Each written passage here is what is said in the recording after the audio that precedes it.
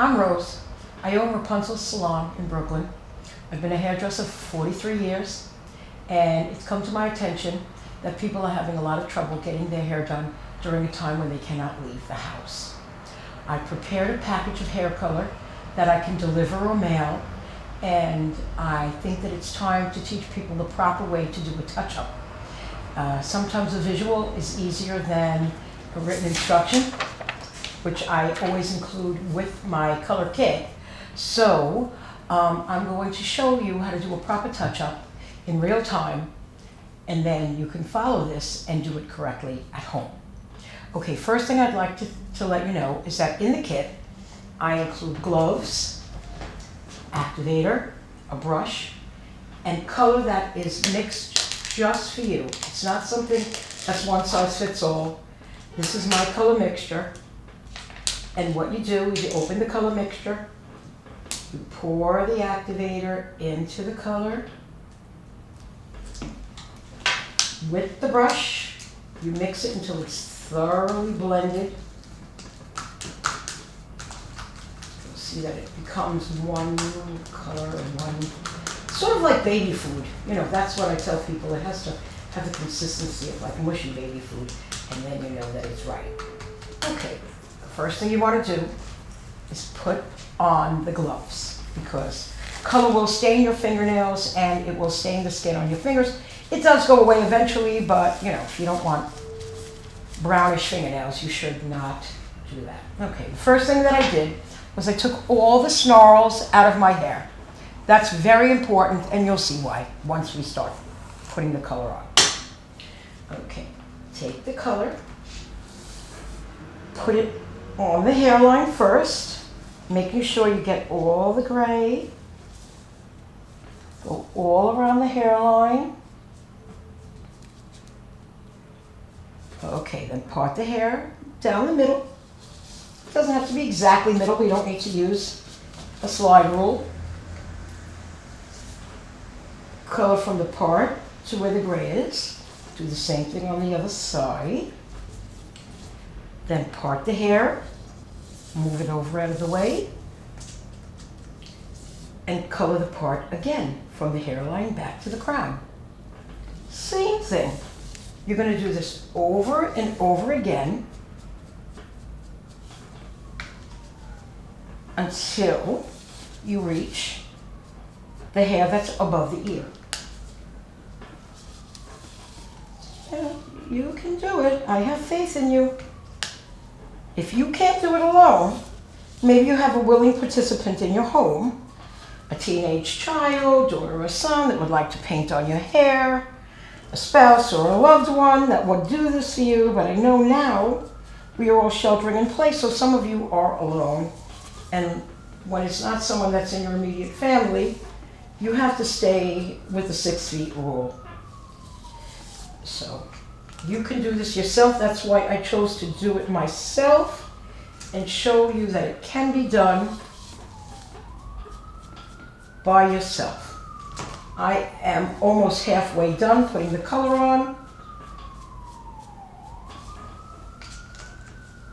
And I would say try to stay only to the hair that needs the color, not the hair that has been previously colored.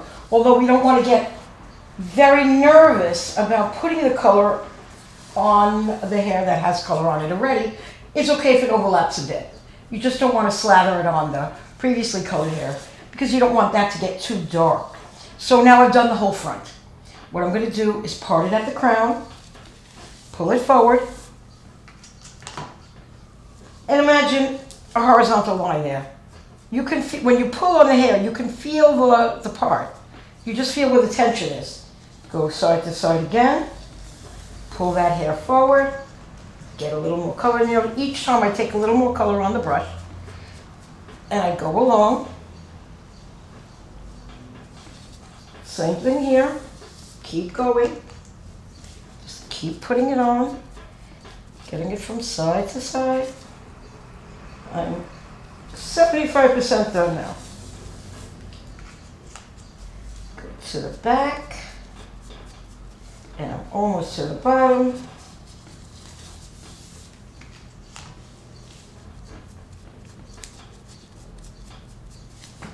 And the very bottom, bring it up.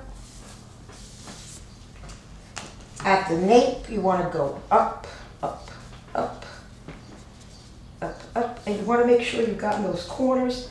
So pull that, and behind the ear, toward the top of the head. And the same thing on the other side, behind the ear and toward the top of the head. You can kind of, like, because you have a glove on, pat it in, and you can feel through the glove whether or not all the sections are wet.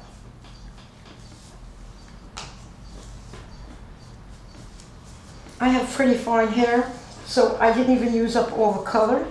If you have thicker hair, you probably would use it all. I usually just bundle it up very loosely and clip it. I didn't bring a clip up with me, but you can clip it out of your way just for its process. Now, you wait 40 minutes. That gives you the ultimate gray coverage time. After 40 minutes, you wash it out. You can wash it out over the sink. You can dip your head, over the tub. You can do however it is that you're comfortable washing it. Wash it out, rinse out the shampoo, condition it, and you're done. Blow dry it or do whatever it is that you usually do, and all your gray will be covered.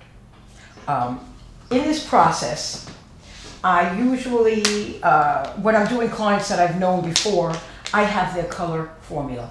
If it's someone new, because friends are referring friends that I've never seen, we have a conversation on the phone, and we talk about their color. They describe color that they believe they have, dark brown, light brown, whatever. And if there are any nuances, like a little bit of auburn, a little bit of red, a little bit of chestnut, we discuss that also. And sometimes they take a picture of themselves and they text it to me.